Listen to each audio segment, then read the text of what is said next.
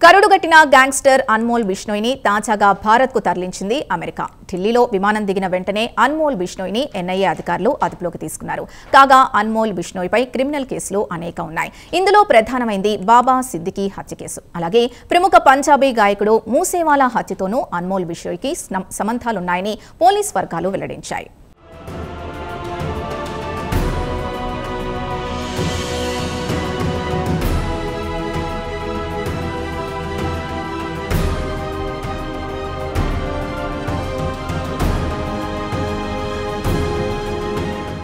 అన్మోల్ బిష్నోయ్ కరుడుగట్టిన gangster Lawrence Bishnoi సోదరుడు.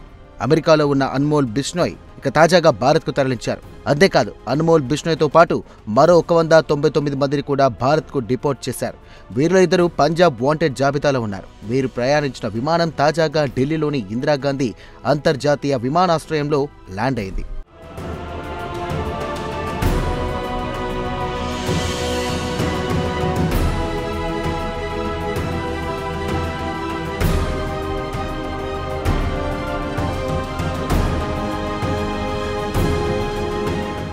కాగా ఢిల్లీ ఇందిరాగాంధీ అంతర్జాతీయ విమానాశ్రయంలో విమానం దిగిన వెంటనే నేషనల్ ఇన్వెస్టిగేషన్ ఏజెన్సీ రంగంలోకి దిగింది. అన్మోల్ బిష్నోయ్ను ఎన్ఐఏ అధికారులు అదుపులోకి తీసుకున్నారు. దీంతో లారెన్స్ బిష్నోయ్ సిండికేట్ నుండి ఇప్పటి వరకు 19 మంది అరెస్ట్ అయినట్లుగా సమాచారం.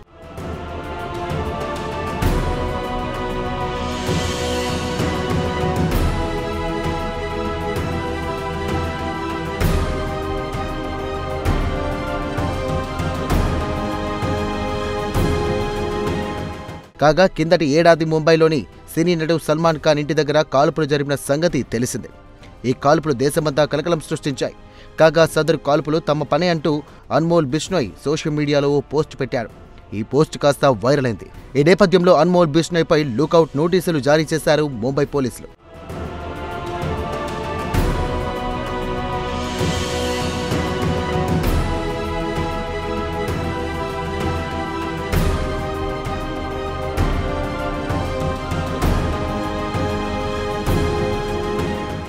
కాగా అన్మోల్ బిష్నోయ్పై క్రిమినల్ యాక్టివిటీస్కు సంబంధించిన అనేక కేసులున్నాయి. ఇందులో ప్రధానమైంది బాబా సిద్దికీ హత్య. ముంబై నగరంలో బాబా సిద్దికీ ఒక ప్రముఖుడిగా గుర్తింపు ఉంది. అంతేకాదు ఆయన రాజకీయాల్లో యాక్టివ్గా ఉన్న వ్యక్తి.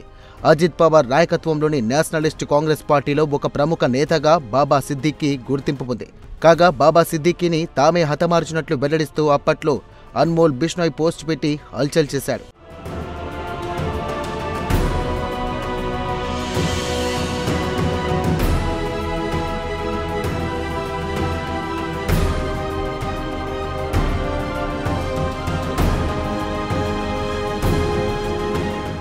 అంతేకాదు 2022లో జరిగిన సింగర్ మూసేవాలా హత్యలోనూ అన్మోల్ బిష్నోయ్కు సంబంధాలున్నట్లు ఆరోపణలు వచ్చాయి.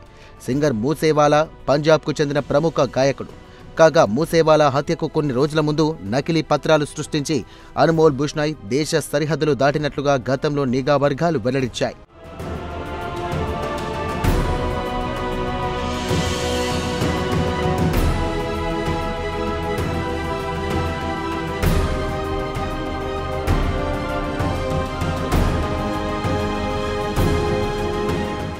ఇదిలా ఉంటే అన్మోల్ బిష్నోయ్పై దేశవ్యాప్తంగా వివిధ ప్రాంతాల్లో 20 కేసులు నమోదయ్యాయి.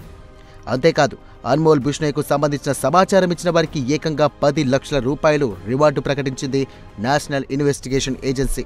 ఇదిలా ఉంటే అన్మోల్ బిష్నోయ్ మన దేశంలో ఉండడం చాలా తక్కువ. విదేశాలకు కార్యక్షేత్రాలుగా చేసుకుని అతడు క్రిమినల్ యాక్టివిటీస్ చేయించేవాడు. కాగా వివిధ కేసులు పెండింగ్లో ఉండడంతో అన్మోల్ బిష్నోయ్ను భారత్ రప్పించడానికి మన భద్రతాధికారులు తీవ్రంగా శ్రమించారు. కాగా కిందటేడాది అన్మోల్ బిష్నోయ్ అమెరికా పోలీసులకు చిక్కారు. ఈ నేపథ్యంలో అన్మోల్ బిష్నోయ్ తరలింపు కోసం అమెరికాకు చెందిన FBI తో మన దేశానికి చెందిన NIA సంప్రదింపులు జరిపింది.